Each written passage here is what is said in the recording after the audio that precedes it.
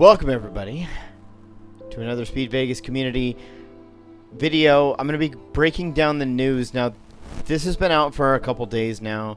I'm going to go through it as fast as I can. There's some really cool stuff. I'll add a little bit of my own take on some of these things.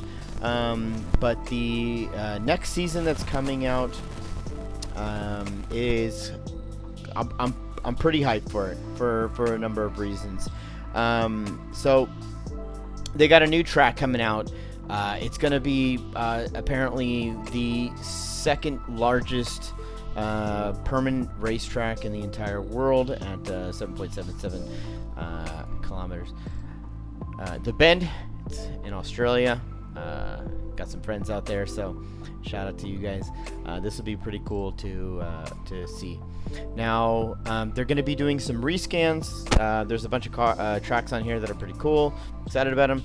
Sonoma, by far, is going to be making my top list. This project took multiple trips to complete as our scan team navigated a dynamic repave project that required multiple rescans. We are so excited to finally update Sonoma, which is one of the first great North American road circuits on the iRacing service.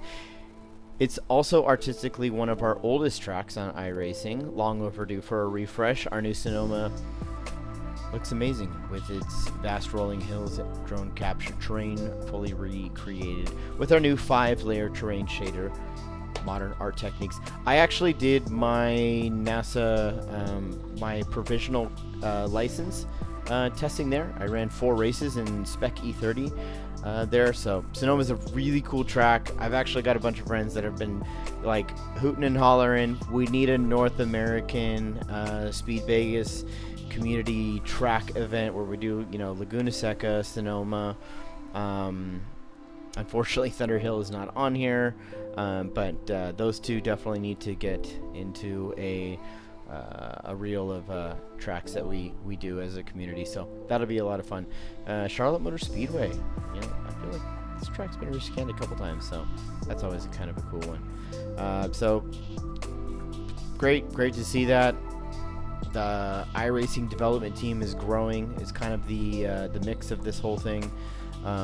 They are adding the Ferrari Challenge 296 race car. So that'll be interesting to see.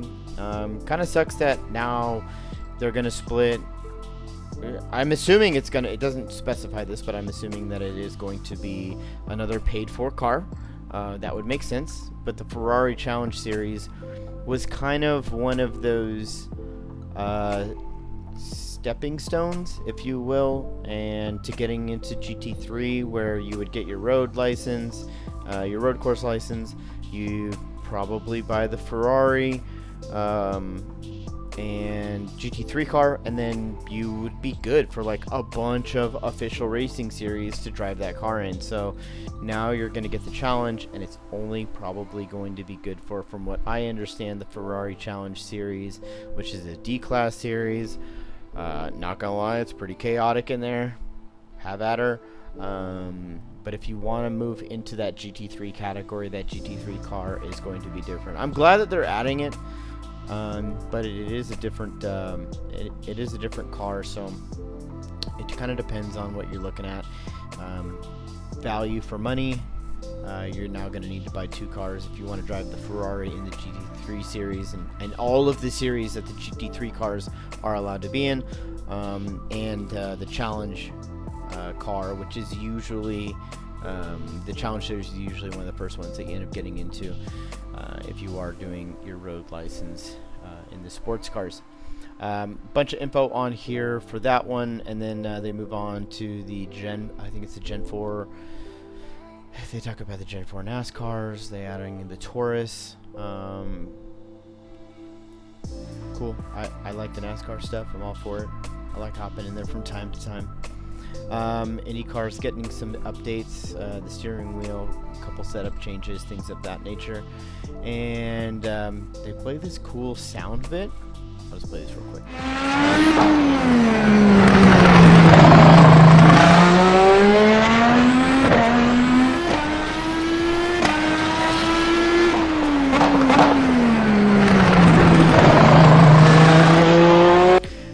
pretty cool the way that they're just kind of tracking sound. I've seen other content creators actually pick on the sound in iRacing, and I don't disagree with them. There's just something a little bit weird, a little bit awkward about the sound, maybe compared to some other sims out there. So hopefully they can improve on that aspect of it. They're obviously trying, and kudos to them. So we'll look to the future to see what holds in the sound department. They've got, okay, this is the big one. The big one is that the most significant car project this season was a whopper that spanned 6 months in intense development, a comprehensive redevelopment of our entire GT3 race car class. I'm going to get pretty detailed here, so bear with me. Whether you're a GT3 fan or not, these details are well worth a read and offer insights into the level of detail our passionate developers pursue with their work. Okay, so the tires. TLDR. The tires are getting completely redeveloped along with the aerodynamics. So the big things to hit on is that there's this thing. Maybe I'll throw some cuts in here because I actually took some examples today, where once you overheat the tires, they kind of like turn into lava. Like they're just, you're screwed. You're screwed for like 10 seconds, 10 to 12 seconds, which is a lifetime in racing. You overheat the rears are completely toasted, You overheat the fronts, same thing. There's also ways to save the car, which are very unnatural. For instance, if you start to feel oversteer to the point where you can't correct it, and you'll know if you can't correct it if you've practiced enough, because you've tried to correct it, and correcting or saving the car is just not a thing that happens. So what you end up doing is you turn into the slide, and you overheat the front tires, and then the front actually comes back within range, where the rear end is no longer stepping out. It's almost like the front has less grip. You force the front to have less grip than the rear, and that somehow balances it out. And it's really unrealistic. I know from real life experience that is very unrealistic. So that's what they're working on. So additionally, they have overhauled the aerodynamics on the majority of the GT3 class cars. So they're going to be changing some stuff when it comes to the aero. So it's honestly a wait and see. I have no idea how this is going to. I took some video and I took some recordings of how the cars act, a couple of the cars on the skid pad, and I'll do some comparisons when they come out. Maybe that'll be in this video, maybe it'll be in another one. But some of the things to hit on is that they are trying to increase the resilience of short-term sliding and have better post-slip grip recovery. They tried to make the tires more realistic in the sense that they just took them out of the truck or out of the sun, more importantly, and put them on their car. They weren't in tire warmers, essentially. So I guess they're trying to make it more like the GTPs, where your tires are not as optimal when you leave the pits, where sometimes your first or your second lap is like quite possibly your best lap, and they're saying more towards your fourth or your fifth lap is actually probably going to be like that optimal tire grip, depending on how much heat you put in them. So it's going to take a little bit longer to get heat into them, and they're not going to heat up as fast, whether that's in over aggressive driving or just typically just kind of warming up your tires normally. So we'll see how that changes. I'm really excited about this. There's been a bunch of other YouTubers that have made videos on this, so we'll see how this affects. I know that there's been other sims that have come out where people have praised the tire model, and they've been like, yeah, like that's the one bad thing. Like iRacing is great at all of these other things, especially like their licensing and how they handle multiplayer, but like their tire model is absolute trash compared to these other simulators that have either recently come out or been out for some time. So it looks like they're taking that challenge head on, which is really cool to see. We'll see how the aerodynamic features play into that as well. But that's kind of the big one. I think I said TLDR, which is too long, didn't read. I don't think I did a very good job of that, I'm not going to lie, but I'm still learning. So, moving on, it's just really important, and we'll move on. There's some other things that they're adding in. The M4 GT4 cars getting the Evo upgrade. They're adding some wet tires to the Lotus 79 and the Super Formula. So there's some cool stuff happening. The other the other big thing for me, I'm on VR. I like VR. They're going to be adding better support for VR. It looks like they're going to try to increase the way that the VR handles processing power to just make it more efficient. Hopefully that helps out. For the most part, I've got my settings up pretty high up.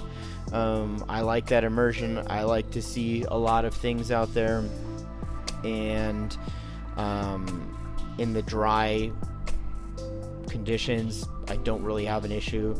Nighttime, I tend to see a little bit of a difference. And in the rain, I struggle quite a bit. So we'll see how this changes things. I'm pretty excited about that, but VR is getting they have a really fancy word for it. I don't even think I can pronounce it properly. Quad view fixed foveated rendering, support for the 2000s and up. So I'm on a 4070. So we'll see how that changes. The optimization should add additional performance and headroom. So we'll see. Rain, visual and physical balance tuning. I know there were some complaints about how the rain spurt that came off of the tires looked, how much it was too much. It was not realistic. There was a couple complaints about rain, which is not really that surprising. Rain has kind of been something that people asked for it like crazy for so long, and then they put it in, and I think that they did, for their first iteration, the best possible job that they possibly could have. It's really hard to get that right, and I think that they did a good job, and they're gonna improve on it. So that should be cool to see how that is improved. I'll try not to make this part too long, because it's already been long enough. I'm really excited about the UI improvements. It looks like they're just going to clean things up. They're just going to make things look better for the UI. They're going to add more things into the UI. I know brake trace and throttle trace, I think, was something that came up. And that's something that a lot of people use third-party companies for, and a lot of people pay money to third-party companies for.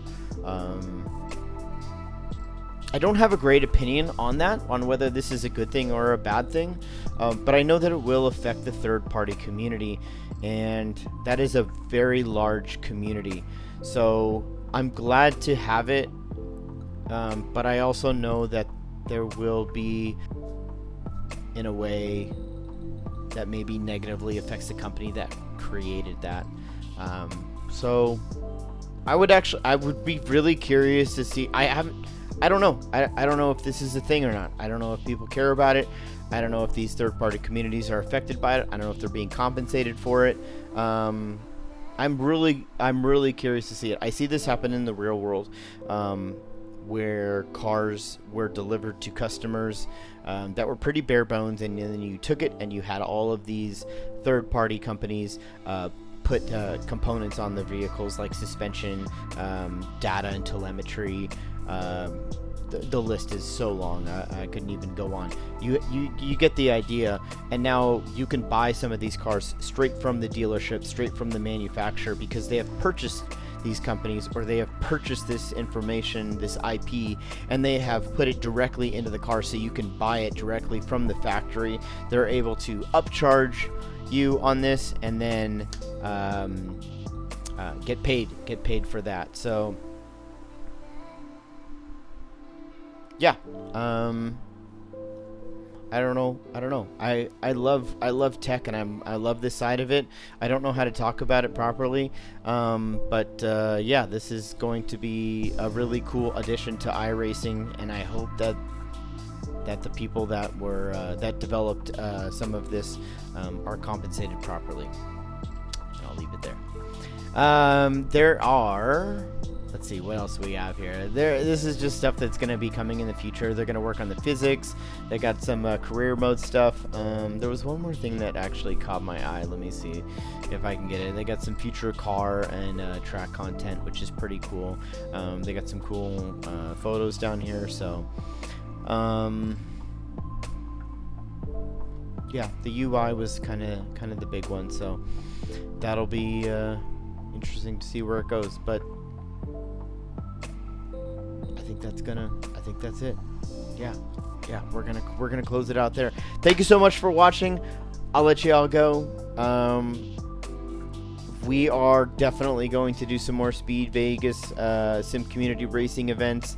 We got some off-road stuff in the works, which should be cool. I would love to see more. I'm not the first one to say it, but some more super trucks. You know, throw some wild jumps on Long Beach. Let us race super trucks on that, and throw that into a series. You know, I can't imagine that that's too critical of a thing to add.